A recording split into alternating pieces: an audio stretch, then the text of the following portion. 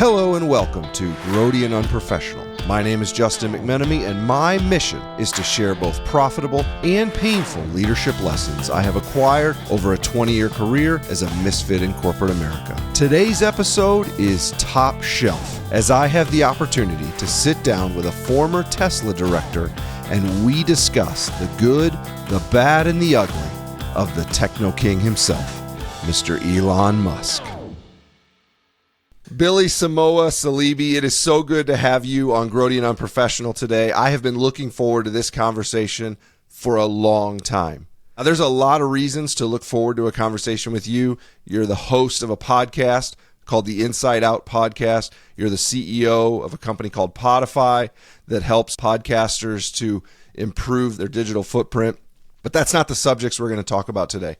Today, we're going to talk about a segment of your career that I am fascinated to discuss, and that is time that you spent about 4 or 5 years working in the ecosystem of Elon Musk companies, both at SolarCity as well as Tesla. Billy, welcome to Grody and Unprofessional. Justin, thank you, man. I'm so excited to be here, and I've been looking forward to this conversation as well, and looking forward to having a fun conversation about my time at SolarCity and Tesla. There's lots to share, and I'm ready. Let's go. One of the things that I've loved doing across my career, and really the spawn and the foundation of this podcast, is studying leaders and trying to learn from them. I think there's probably no greater data point that is debated and discussed in leadership over the last 15 years than Elon Musk. I'm super pumped to learn from you, from your firsthand experiences, not just with Elon, but inside of the organizations that Elon has built. During your time at SolarCity and at Tesla, you had a number of roles, including Director of Global Sales, as well as product training. Talk to me a little bit about some of the roles that you had in that era of your career in those organizations. Yeah, man, I'm excited to dive in. It's fun to think about this stuff because, and got enough distance between then and now to have a bit of perspective. I started at SolarCity after spending about 5 years working for a small solar company in Orange County. And at the time, SolarCity was the biggest player in the space. And as you may know, the backstory, SolarCity was founded by Elon Musk's cousins. And they came up with the idea on a road trip back from Burning Man, I think in the early 2000s, and I think they formed in 2006. And so when I joined in 2015, they'd been around a little while, but they were still growing, and they were growing pretty fast. And one of the things they didn't have was internal communications. So I started a TV show for them called SolarCity TV. And then they needed help with leadership development. So I built out a leadership development program. They needed help with sales training. So I built out their sales training program and expanded it. And then because I didn't know what I didn't know, I did trainings that people remembered, basically. And they were fun. They were different. They were not your average, everyday, boring corporate trainings. And it kind of put me on the map. One of the executives, a chief revenue officer, ended up taking a liking to me and kind of put me in positions to have more exposure. And so when the acquisition happened, when Tesla acquired SolarCity, I got to meet the head of all training for Tesla, and he gave me a really meaty first assignment, which was global head of onboarding. So any new hire that started at Tesla, my team and I created that experience, which was a tall order, as you might imagine, because when people join Tesla, they have really big expectations. They want the experience as a new hire to match what expectations they have to work for an iconic company like Tesla. And then, as you mentioned, I became the global head of product and sales training. And then in 2019, I left. So I'd say, to answer your question, like, most of my roles involved teaching or onboarding or training or some kind of communication with the team members, which also included a lot of leadership development. So I know we're going to talk about leadership. It's a topic that I love talking about. So yeah, let's go.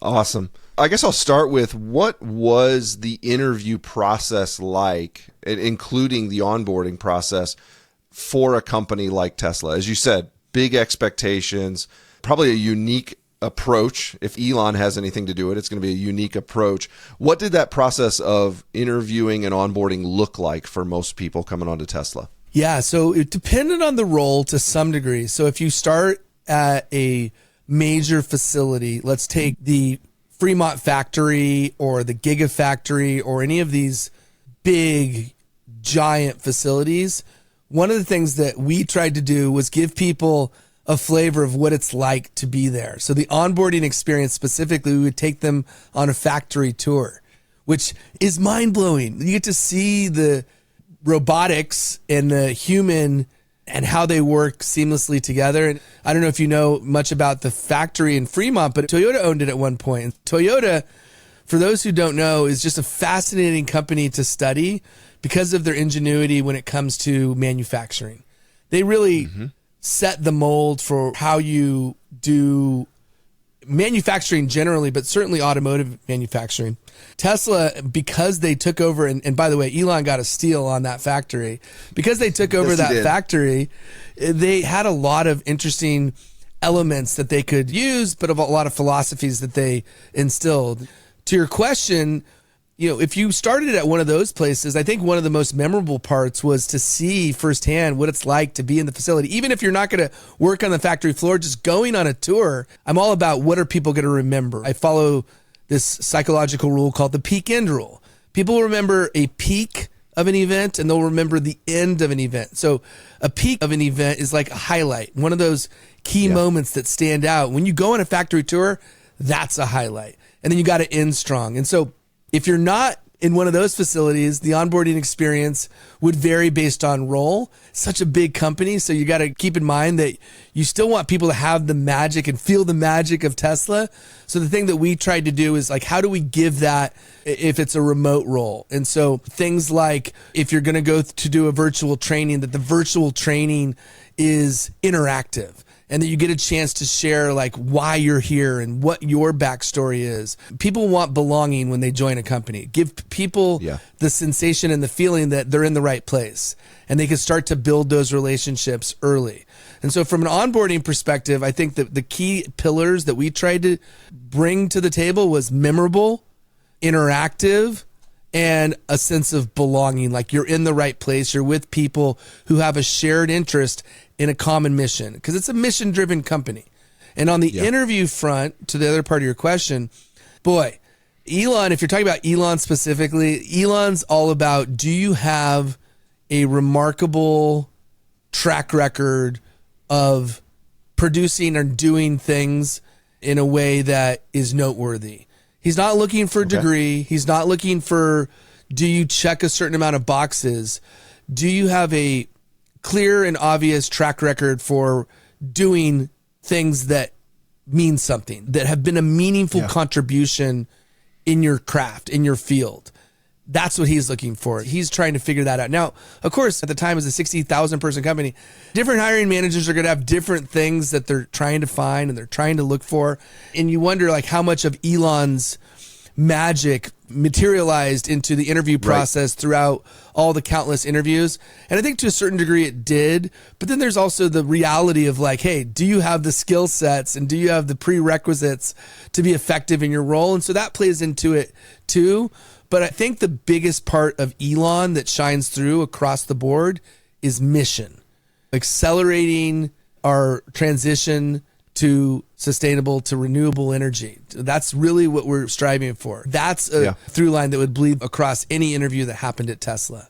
I've read in a couple places that he stayed involved in interviewing well beyond the ramp up. Obviously, with 16,000, he wasn't interviewing everyone. But I'm interested, did you have experience? What candidates ended up getting time in front of Elon in the interview process? And then what did that look like?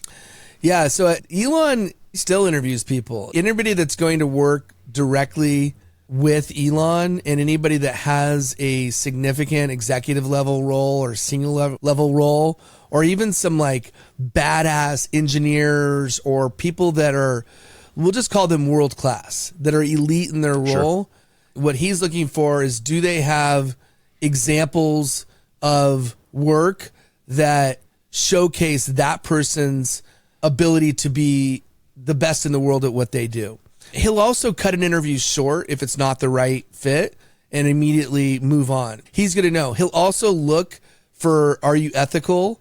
Are you going to lie, or are you going to say something that projects a dishonest or unethical approach? And he'll sniff that out immediately. His mentality is that hates MBAs. Like if you got an MBA, that's not important to him. He recognizes that for skilled engineering type roles, robotics, things of that nature, maybe you do need some training. But he sees training as, it's like I was in training. He didn't care for what training did. He wanted training to be like a YouTube video. Short, bite-sized, punchy pieces of content that people could digest quickly. For him, what he's looking for is, can you clearly showcase why you've added value to other companies you've worked for, or what other things have you done that means something? And if you've done that in the past, that's a good indicator that you'll do that in the future. So his attention is on that. Not, do you have a resume? Do you have this degree or this credential? That's just taking a class. Did you actually apply the things that you've learned, and did you apply it at an elite level? If you look at the personalities of the employees that have been successful at working with Elon, are there common threads? What are the common traits that are compatible with Elon? This is a great question. I thought about this. I thought about it recently because I looked on LinkedIn and I was looking for people that still work there. And there are some that I know. I mean, and I was very social. I knew a lot of people. I knew a good number of people out of the 60,000 people that worked there. I'm not saying I knew all 60,000, but I knew hundreds and hundreds of people, and many of them very, very well. Most of them are gone. That's the reality. So what does it take to stick to it? One, you need to be able to do the grind. Like, work ethic is very important to Elon. He's not afraid to fall asleep under the desk, and there's plenty of stories of him falling asleep on the factory floor or near the factory. Grind mode. There's no substitute for hard work. Yeah, you got to be smart, but like, they're not mutually exclusive. You can work hard and work volume. In his mind, like, if you put out the volume and you're working smart and strategically, then you get the best of both worlds. So I think, one, you have to have that work ethic. Two, you need to be able to deal with tense, stressful, uncomfortable situations.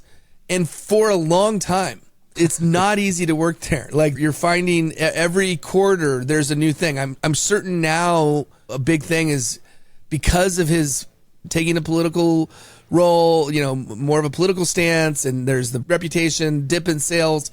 I'm sure there's constant triage mode. Like, one thing about Elon is whatever his attention on, that's what everybody's attention's on. Like, he does have massive following. What I mean by that is that people will bend over backwards to please Elon. So the thing that will help people survive, work ethic, being able to deal with stressful situations, and then there's a certain amount of loyalty that you need to have to him, to the brand. That goes a long way. He's not like Donald Trump like loyalty where you're going to get axed if you're not loyal. It's not like that level, but you have to be committed. The final piece is he hates excuses. He hates people that will make excuses. And I'll give you a quick story. So at the end of quarter, everybody helps get cars in customers' hands. It's delivery. And the name of the game at the end of the quarter is do a huge push to get as many cars delivered as possible. That's the term they use for getting cars to customers. One time, I'm in LA, somebody says there's no more parking lots available for cars to be put. Like, we're run out of parking lots in LA, and on its own, that sounds hard to believe, but let's just assume it is the fact. Elon's like, I don't care if it's a parking lot or a dirt lot or a field. Like, there are places to park cars. That person's job did not last long. I think he might have even terminated him on the call. And the point is, don't make excuses. Be a problem solver. Elon, in my opinion, is the world's greatest problem solver. Like him or hate him, the guy knows how to ask questions to get to a resolution. Being able to ask questions is the lifeblood of problem solving. If you ask enough good questions, you can circle around on a solution to a problem. So if you're good at solving problems and not making excuses, if you have work ethic, if you're loyal, and if you are able to strategically think about, you know, the work that you do in a way that clearly shows that you know what you're doing, then you can survive. Very few people can do that. I'll share one last thing. He likes a flat org. My position, I was the global head of sales and product training. I got promoted to that role. I ended up getting laid off. After being a part of 8 rounds of layoffs, my role got eliminated because I was too high. I had people direct reports underneath me that he's like, why do we need this person if we have all these people? I was one layer removed from him, but it didn't matter what my performance was. It didn't matter that I just got promoted. What mattered is that he likes a very flat org without layers and layers upon layers of management. So that's another way you stay, is if you can make yourself indispensable. Would you use the word compliance as a character trait that is compatible? I've been around founders, obviously not as famous as Elon, but I've spent a lot of time around founders, and I've heard it said there can only be one bull in the room. And so oftentimes what happens is a staff is built around the founder that largely ends up being, they're hard workers, they're loyal, they're this, but there's a compliance aspect to, hey, when the king says go, we go. Did you see that emerge in these organizations as well? The short answer is not to the degree that you would think or assume. I think Elon does, in fact, embrace people who are able to push back. I don't think he's so one-sided that you need to take his opinion. There's a sort of a spectrum here. It's not a clearly delineated line. But I don't think it's to the degree where if you disagree, you're axed. That said, on the other side of that equation, I think if you habitually are a excuse maker, naysayer, here's the thing. It all boils down to he believes almost anything is possible. And by that, I mean, he uses first principles thinking to think about everything that he does, which means he's not reasoning by analogy. He says, the only thing restricting us are the laws of nature, physics, things that we know to be true no matter what. Aside from that, all else is on the table. So if I'm going to build a car, I'm not going to look at other cars. I'm going to build a car from the ground up, assuming a car never existed before. I'm not going to reason by analogy and looking at other things. And so for Elon, the thing that will get him frustrated is if you make excuses, if you say there's limits. This is a guy who landed a rocket back down on the ground. Okay, literally. If you are somebody that is restricted in your mindset, your days are numbered. You will not last. If you argue or if you state things are, quote, not realistic, those types of things, those types of non-compliant things, yes, those will be your road to exit. But if it's just maybe trying to be proactive or coming up with new ways of doing things, he's going to support that so long as it's not, in his mind, stupid. If it's stupid, then yeah, you're also going to go because it's stupid in his mind. So yeah, it's a bit nuanced, but so long as your interest is to move things forward, you're in good shape. As an organization grows, obviously there's not 60,000, 100,000 people that meet all of those criteria in LA and in Texas.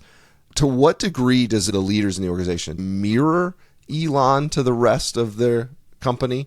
And to what degree do they shield their team from Elon? How much of that is propagated throughout, and how much of that is, hey, we got to hire people that aren't all going to meet these criteria, so we got to protect the organization from him? Yeah, there's only one Elon. What I mean by that is I don't think that the leadership team mirrors him to the degree that it's like a bunch of mini Elons. By the way, this is all my perspective, being there and being really close. So like, you're going to get people who might say the polar opposite, but I did not see that. Sure. I have a hard time, like, as I think back and think about these leaders, they were not versions of Elon. Now, as far as shielding, you don't need to shield from Elon, because Elon, he's not like, even though I was one layer removed from Elon, I'm not interacting with him. Like, I was on calls with him in meetings and things of that nature, but it was not like the guy, like, he's between SpaceX and Neuralink and Boring Company and Tesla and politics. Every day is tailored. One day was SpaceX, one day is Tesla, one day this, one day. Yep. And it's all very to the point where he would send, he's got Secret Service, practically Secret Service. His security is probably better than Secret Service. They would go to 2 locations, location A, location B, because he didn't want to televise where he was going in advance. So one time there was a team of like 5 scouts that came to the delivery hub where we were at. He didn't end up coming. He came like a few days later because it's all just like, hey, I'm coming over here. No, I'm coming over here. And the point I'm making is that insulated to a certain degree, but you're not going to get much access to him. Now, it also doesn't mean that he's only going to talk to people at senior levels. He Correct. would have a call where he was talking to a delivery manager, which is like multiple layers below. He will get into the weeds talking to specific people who work on specific things. And so I admire that about him. The title doesn't matter to him. It matters what you do. And if what you do directly impacts the experience of us being able to delight the customers, like that, there's a phrase he used a lot. How do you delight the customers? That end-to-end experience, I admire and appreciate that, and that he's willing to go into the weeds, ask the questions to solve the problems. But going back to your question, the people, they're going to be their own leader. They're going to have their own style. They don't need to protect from Elon very much because Elon's going to be Elon and regardless. And if he wants to go talk to somebody, he's going to go talk to somebody. But most of the time, that's not going to happen. Okay. You've said before that Elon is really good at building teams. You read these accounts of him, like there's a lot of turnover, there's a lot of exhaustion. It kind of surprised me when you said he was good at building teams. Describe what that means when you say Elon is very good at building teams. Yeah, maybe that's a partially true statement and partially not true statement. I don't want to hang my hat on that, but I think he's good at hiring people, and people are part of teams. I think he can and has proven to compromise teams because of his actions. Like, he's a flawed leader. Certainly. Elon Musk is, in some ways, he's brilliant and then he's flawed. My experience of him and watching and observing, bringing people into the fold, removing people, I think he gets high quality people who can build teams. That's where it starts from. He's only one person, so he can only spend so much time truly building a full team. But he is very, very good at snuffing out when there's BS and when there's not.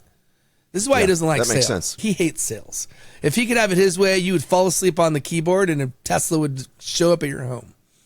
And he said that. He's an engineer at heart, right? He likes building things. And even that, let's face it, most of the companies he runs, he didn't even start them. He found them. So he's good at identifying and game-changing brands. And then he's relentless about getting to wherever you need to go to make that brand successful. Like, nobody better. You could argue Steve Jobs, but like, nobody better than him. And so on that road, he's going to quickly make decisions about who stays and who goes. So teams will mold. And you're right, it's not pretty, meaning like there will be casualties. Countless people have survived Tesla. And I use that term very... Do they have good experiences? Yes. I was just talking to a guy yesterday who was there 10 years. Yeah, I mean, he escaped and is here to tell the story. And I'm sure wouldn't trade the experience. But, you know, at a certain point, you got to tap out in most cases. I'm shocked that there's some people that have been there like 16 years. That's insane to me. But you're able to adapt. That's another thing. Being able to adapt. I go back to that question you asked. Be adaptable is the number one trait you need. If you could adapt to different environments, different seasons, you're in a good place. It's interesting that you mentioned about him not being the direct founder, having read autobiographies and biographies. He's more like Ray Kroc that found the single McDonald's franchise and blew it up than he is Henry Ford that started the actual engineering from the ground up. This is true. And the interesting part, though, is that just because that's true doesn't make him any less brilliant. No. And here's why. I would say there's nobody more specific or critical about what good looks like. And I'll give you a quick example. When the solar roof was coming out, we shared prototypes with him. He tore them apart, spit on them, not literally, but like basically that's the equivalent. Like, this is ugly. Why would we put this out? And they were probably beautiful. I didn't see this exact designs, but this is this sort of secondhand story I've been told, is that his level of expectation is so freaking high, it's unbelievable. And because of that, the design, even though the vehicles, let me be blunt, I owned a Tesla, like they are flawed. They're not Toyotas. You could find plenty of flaws on, and believe me, I've worked at the delivery hub when we have to inspect each video, like the fitting. It's not like a Toyota where it's like everything is cookie cutter and the precision of Japanese. It's not that, but the experience is better. Why? Because he's indexing on experience. And that you have like this module that's like a computer that accelerates and that it drives the way that it does. And so, yeah, it may not be perfectly constructed, but it's next level, like where everybody else is now copying him and copying that. And so the reason that happened is because of Elon. A Tesla, like if you've driven in her original Roadster, which is when he acquired and basically ousted the other guys, but original Roadster, it feels weird. It does not feel like a modern Tesla by any stretch. My point is that whether it be the solar roof, which by the way, if you look at the beautiful solar roof, like it became that because of Elon's high standards. The vehicles became that because of Elon's high standards. And Elon's high standards are a core pillar of the recipe of success for him and all the brands that he works on. Yeah. And I was using the Ray Kroc example as a compliment. Totally.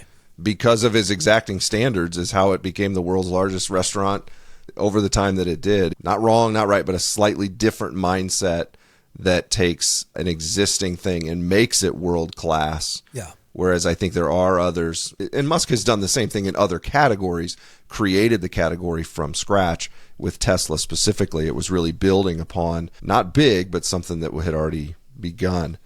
I'm interested to transition to your experience of the resulting culture within Tesla. Having studied organizations and spent time in some organizations with leaders that have similar traits to Elon, what can result is an organization that has an every man for himself culture.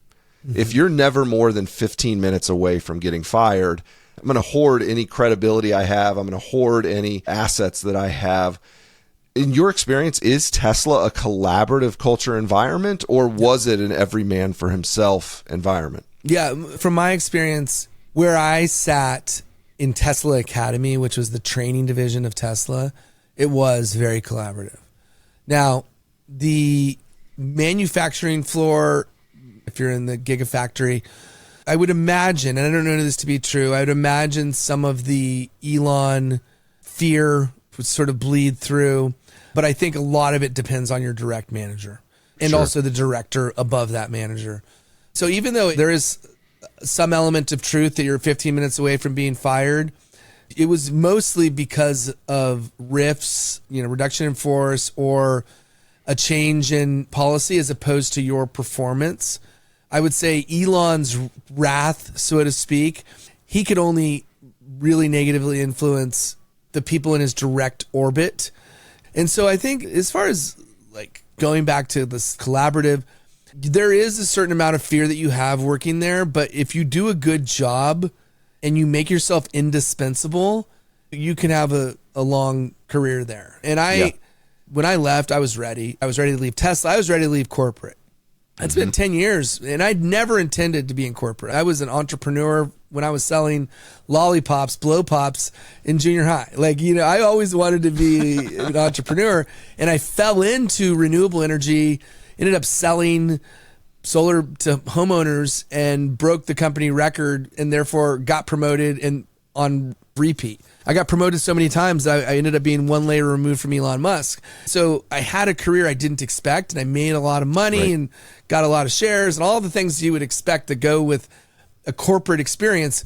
But it just felt this gravitational pull to being a business owner. And so that's my personal story. For somebody that maybe is not as entrepreneurially minded, I think at a certain point you see other organizations where the overall experience is better. You see people going to other corporations where you get a lot of the gravitas that you get at a Tesla, but without the grueling hours. And it depended, for us on the training side, we worked long hours, but it wasn't like 12-hour shifts on a factory floor. So it's very different, right? And so everybody's going to have a little bit of a unique microcosm experience. But I think the through line is that you had a very high expectation.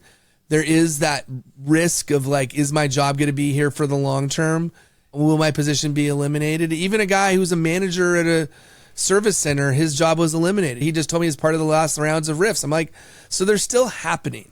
And so to me, there are organizations out there where that's not the norm, and that's probably a bit better for the soul and for your own well-being, general mental health.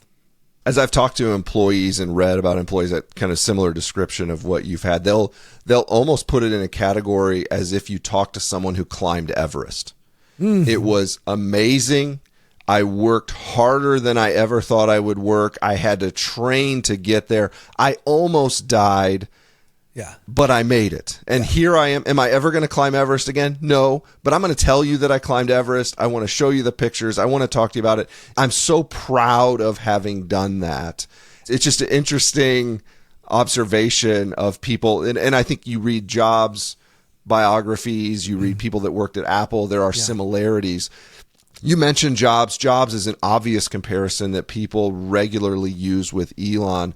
One thing that I'm interested, Jobs was always credited with having a reality distortion field, that he could lock in and create an environment that kept the team motivated. He could go into a sales pitch mode almost that was a little bit out of the character that he was normally described.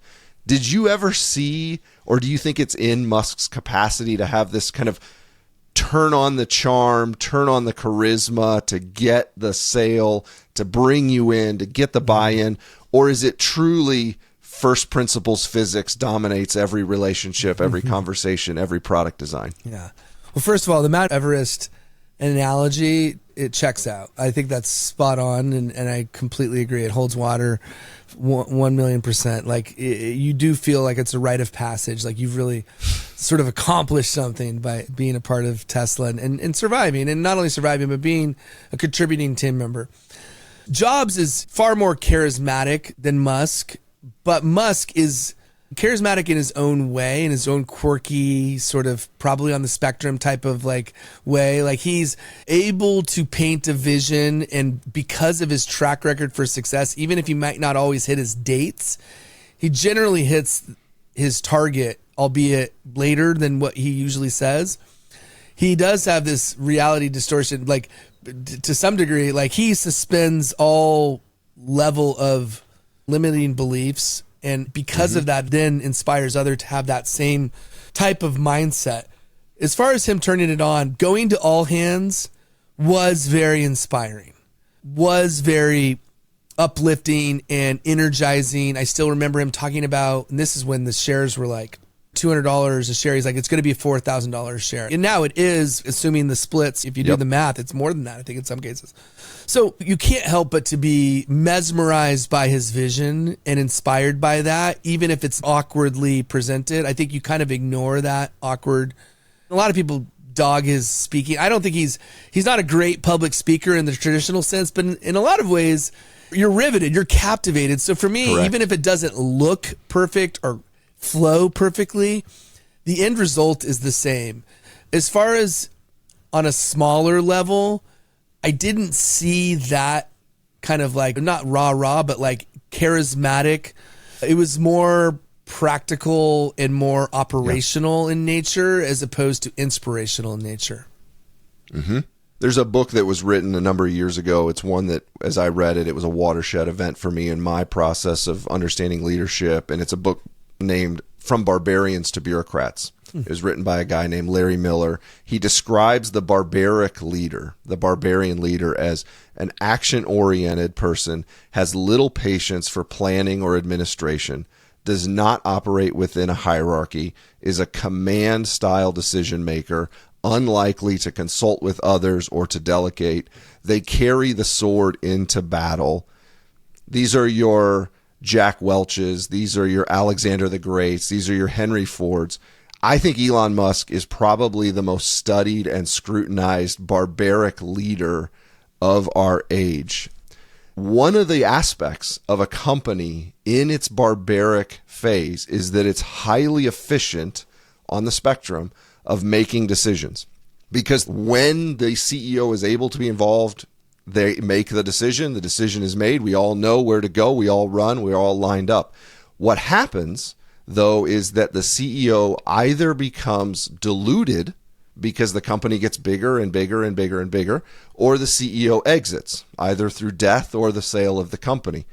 Larry Miller describes that the exit of that CEO, either through dilution or death, is the single greatest risk point of a company continuing in its progress, because the organization no longer has their command and control leader and now looks at each other and says, well, do you make the decision? Do I make the decision? What does a transition plan even look like for some of these companies that Musk leads? He's a young guy, seemingly a healthy guy, but nobody can argue with his dilution effect over the last few years, especially when you bring in Doge and other aspects. How do these businesses, I'm not even going to say continue, how do they stay where they are as an organization tries to transition out of a Musk era? Yeah, I think the answer is actually a bit more, I guess, simple than one might imagine. And the reason why is there is the example of SpaceX, where he has a CEO who runs the company and she's very highly regarded. I believe he thinks she's doing a good job. I believe she is doing a good job, and yet he's still involved. And I think that model should be applied whatever company he's currently CEO of. He needs to be actively involved in defining who that person is and shepherding them to a point where they can take the reins, and then he could have an advisor / chairman of the board role. Now, the obvious question then becomes, well, when he's not chairman of the board, like what then? Or when he's not actively involved? There are no guarantees, but probably the best guarantee is if the company can survive. It's like you give somebody the steering wheel, and if they could continue driving for a while, pardon the pun here, as Tesla being an automotive company, but if they could continue driving and there's no drastic accidents or issues, they're on autopilot, I think they stand a chance. Now, the other part of the equation is Elon's caused huge amounts of damage because of what he's done recently, and yet the companies are still going. And so I'd say the amount of damage that an individual can cause, while not insignificant, I think that you build something big enough, you have a good chance of weathering through significant storms. Not that Tesla or anyone's asking for my advice, but you look at Berkshire Hathaway, Google, Apple, what do they all have in common? They have stowed away monumental, vast sums of money, cash, to survive those rainy days and those instances of instability. I would say with removing Elon from day to day, keeping him involved as much as possible, and then slowly removing involvement, and then keeping cash reserves, I think helps a company, even an iconic company like Tesla, survive for the long term. That's how I would think about it. Yeah, I don't know. What are your thoughts? Well, if you say that there's only one person on earth that is Elon Musk, I actually think it's possible there's only one Gwen Shotwell on earth as well. Like, he's going to need 5 CEOs to take over all of his company. And I would say, honestly, yeah, no, she's amazing. The story of Gwen Shotwell is amazing in that, truly, to your point, she has run SpaceX, I could look it up, but probably for 15 years or more. Long time. And she's not in the news. He's not blasting her on X. We just lost another Dragon rocket. He's not going to point her out. He's not going to put her on blast. And so there is this really amazing relationship there. What I don't know is, how does he replicate that at X or at Tesla or other places? And truly that transition from the single charismatic leader at the scale of Tesla, that's one thing. I've spent my career looking at companies that are 100, 1,000, 10,000 times smaller. I joined a company that had 400 employees. Yeah. And when the charismatic leader left, there's a crisis of faith. Yeah. There's a crisis of faith from the employees that are here because that CEO brought me in. There's a crisis of faith from the dealers that say, well, wait a second, he was where all the ideas came from. He was the one that had all the product ideas. There was a crisis in faith from the customers. Well, wait a second, this person was the guy that I would call when I had problems. And a big part of my career at a company called Precision Planting was actually ushering the company from the founder through the crisis of faith into a collective group of people that are of one mind and one mission. It can be done. Yeah. It absolutely can be done. What I'm interested and fascinated to see is, can it be done proactively? It's very rare for a founder to give up authority to the group that he's going to ultimately give power to after he either dilutes or dies. Or does it have to be, like you said, does there have to be this pile of cash or pile of products that have youthfulness to be the storehouse while we figure out what it looks like in a post-Elon world? That, for me, is the very interesting exercise. It's an interesting question. I mean, I think there are examples. I mean, you look at Apple, you look at Uber, you look at Microsoft. These are companies that weathered the storm, that got through it. I think they probably all have unique ups and downs through that. And I get what you're saying. It's like, if it's not done proactively, if Elon all of a sudden is no longer here for whatever reason, or can't perform his job, that will pose a new series of challenges. And it'll be interesting. Yeah. But I mean, companies that have been around for years fail, but then companies also do stay around beyond their original barbaric or charismatic leader. I love what you shared, was super interesting. And I think Elon is that to a large degree, and then there's parts of him that are not that, but I do think that he's not afraid to put in the work and to be leading the charge. There's no question about that. And he's not afraid to speak his mind and to have strong opinions and to beat his chest a little bit. Like like that's very much within his style. I think as much as anything, it's about trying to avoid what I would call the sophomore slump, right? Mm-hmm. Whether you use Henry Ford, you can use Anheuser-Busch. There's a number of companies that had a very strong CEO that never empowered, in both instances with Bush and with Ford. It was their own son that they didn't empower to take over. It's really about, can there be this transition without the sophomore slump? So Isaacson wrote the biography Musk, and he lands, and I'm interested in your thoughts on this, he lands with a question, and he says that the question is largely unanswerable. He asks, is the track record of relational carnage an inseparable component or possibly a critical aspect of Elon's driving, take no prisoners approach and work ethic? And therefore, is it a prerequisite to his success, or could they be separated? Could his success be separated from the relational carnage that really is modeled in every aspect of his life? It is a part of his success, in my opinion. Could he have done it another way and realized some level of success? Yes. But I'm sure his stance is he only has so many days to make us an interplanetary species. And in order for us to have the time to get there, we need to make sure we conserve resources while we're here, which is accelerating the world's transition to sustainable energy. That's the mission for Tesla, right? If he tries to dance around and like please everyone and be that kind of like nice guy, it'll just decelerate his ability to get there. Now, I don't know to what level he could do it another way. He could still see success and do it another way. Sure. I just think it's decelerated.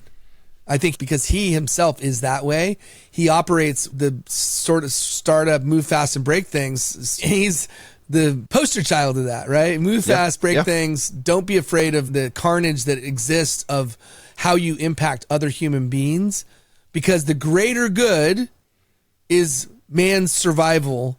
And maybe partially ego is that his involvement of man's survival, if you're choosing, piss off all these people and we survive as a species on other planets, he's going to go, we survive as a species on other planets.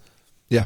I've heard it said, and I really resonate with it and agree with it, is a critical component of the exacting leader is that they have a higher standard for themselves than they expect of others. Without that component, the person is just simply a jerk. They're not leading by example. And Elon and others that I've seen that you would say, man, they have a bunch of relational baggage. They have this wake of just people that they've gone crossways with. Where they're successful is when the stories of them sleeping on the factory floor, them having greater exacting standards of themselves as an example for those that follow. And I think Elon's story speaks for itself in that same domain. Billy, I'm interested, what are some of the enduring memories that survive for you from your time at SolarCity and Tesla? Enduring memories, yeah. I'm going to just kind of think for a moment. I'd say for sure, enduring memory is the experience of showing people the factory, because you can't, once you've gone on a factory tour at Tesla, you won't forget it. It's mind-blowing. It's magical. I was part of the transition of when SolarCity became Tesla, and I did my best Elon impression. I was speaking to thousands of people, and I drove a Model S to the stage through like warehouse doors lifted, and this is like the start of the whole meeting presentation, and it was like blaring AC/DC, and then I like drove it up on stage. So that's an enduring memory. The people you work with, truly the world's most badass humans, like so many talented people. Like it does attract, and you hear it, harder to get a job there than Harvard. And it's true. Like if you do the math for the amount of applicants relative to the number of people who get, so you do work with truly extraordinary humans. So I'd say that in general, there is something to be said for being at the delivery hub until 1 a.m, getting the last, I mean, I got chills just saying it. Seal comes to pick up his car, Robert Downey Jr., all these celebs coming, because I'm in LA. So of course you're getting all these, which is cool, but even cooler than that is getting that last delivery out at the strike of midnight and like having to do the paperwork at the very end and then having some beers with the crew that's there at the end. That's an enduring memory. Because it was Tesla, we had some like really cool people come and speak to us. You know, this guy, David Rock, who's a neuroscience researcher, and he came and talked about your brain at work and talked about why you should foster a culture of feedback. Instead of giving people feedback unsolicited, you should instill this culture where people proactively ask for feedback, which such is a different shift, because we're automatically walled up or closed off to feedback because it's hard to hear feedback. Yes. But if you actually seek it out and go ask for it, you're more welcoming of it. You're more prepared for it. You're not going to have the reptilian reflex, the fight or flight, where you just kind of push that back, but instead you're welcoming it. And so things like that, and along with that, personal growth, my boss would say, assume positive intent. It's such a small thing, but if you assume positive intent in life, you go through life without being jaded or assuming the worst in people, but expecting the best. Even if it's not always accurate, it helps you be a little bit more able to deal with adverse situations and not just kind of put yourself in position to think people are out to get you, because most people are not. They're just thinking about themselves, not in a bad way, but they're more concerned with themselves. And so don't think that people are out to get you. So those are some of the enduring memories. That's awesome. A couple things here as we wrap. First, a short question and then a longer one. Would you say to a young leader that Elon is worth aspiring to be like? No, definitely not. Definitely not. No, I don't think you need to be. You don't need to be Elon Musk to get success in your field, in your career. He's a once-in-a-generation, multi-generation person who is spearheading some pretty disruptive and beyond belief innovative companies. And he's the right leader for those companies. But if you're running almost any type of company, you could be a trusted, inspire leader, not a command and control leader. And you can inspire other people to be their best and to do amazing and remarkable things without putting people through, and it's not like, I don't think it's so bad, but it's just not, It's not an optimal experience. And I don't think you need to be that. Right. So if we look at his personality and we look at his leadership style, are there ingredients, however, that you would say, hey, pick this out, take a little bit of this and a little bit of this, and maybe don't do the whole thing? What are the components of his leadership style that you would tell people, hey, study this and improve in this area, and it will help you as a leader as you grow? The number one thing you need to develop, along with high EQ, and EQ could be developed, how you manage and understand emotions of yourself and the people around you. But the number one thing is the ability to ask questions, and really good questions, because that helps you solve problems. I think first principles thinking is a great philosophy within reason, meaning that you use first principles thinking, but also there's tons of success around you that leaves clues. So I don't want to minimize the value of looking at a blueprint of success and not being afraid to take elements of that. They're not mutually exclusive. Not settling and not just purely following somebody else's playbook and then doing that. Like, how do you innovate and differentiate yourself? So if you ask great questions, if you have not only the ability to look at others while also using first principles thinking, and then I think an impeccable drive to find the best talent there is on the planet. If you find great people, you can help them shine, and you get to be further advanced because of the people around you. If you find great people, you help them win and be great at what they do. You ask the right questions to solve the toughest challenges and problems, and you use first principles thinking with a sprinkle of success clues, then I think you're in good shape. Yeah, I agree. I wrote down a few, and those were all on the list. The other ones that I had was components of his work ethic. I think he's got a really strong and hard work ethic. Again, you don't model it one for one. And the other one, as we've already talked about, is having higher standards for yourself than you do for your team, and leading through example of character, example of honesty, example of work ethic, and setting that example for others. I think those are the ones that, as I look, and obviously there's so much written, and there's so many opinions, and there's so much narrative around what is and isn't. I think there are some components that any leader of any age in any company can look and say, he is successful. What are components that we can pull from that and apply in my own life and in my own career? I'd say not settling on what you're delivering to the customers. Yes. And continuing to raise the bar, have super high standards when it comes to what you offer and the experience you provide for your end customers. Bezos is great at this too. He's so customer driven, customer experience driven, that everything leads back to what's the customer experience. I think Elon and Jeff Bezos share that in common. These are brands that you cannot argue the experience that you get. Tesla, there's some parts that aren't great, like the customer service and some of the, but like the driving experience of a Tesla, second to none. I'm not saying Amazon's perfect either, but certainly they've written the playbook when it comes to high standards of what the experience is for the clients. Yeah. Billy, it has been so good to sit down and talk about your experience at SolarCity and Tesla, not just about Elon, but about leading organizations and growing organizations and focusing on the customer. I really appreciate your time and the opportunity to talk about these topics. Oh man, I've been interviewed a lot, and this to me is the most rich, full, and meaningful conversation I've had about my time at Tesla that I've had. It's huge compliments to you for bringing that out and for fostering what I hope will be a engaging conversation for others to listen to, and maybe learn a couple things to do and not to do, by the way. And so, Justin, dude, loved every minute of it. Thanks for spearheading the convo, and really appreciate your insights, your perspective, and the thoughtful questions. Dude, amazing. Thank you so much.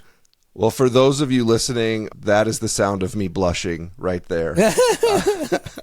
Thanks so much, Billy. You got it, buddy.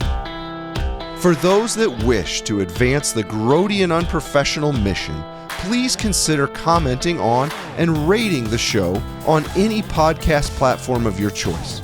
For those with complaints, concerns, frustrations, or accusations, or if you believe that I'm a white-livered ninny hammer, feel free to express your frustrations by sending a self-addressed stamped envelope to 1640 Riverside Drive, Hill Valley, California. My hope is to reply sometime in the last 40 years. Thanks for your time. Let's do this again soon.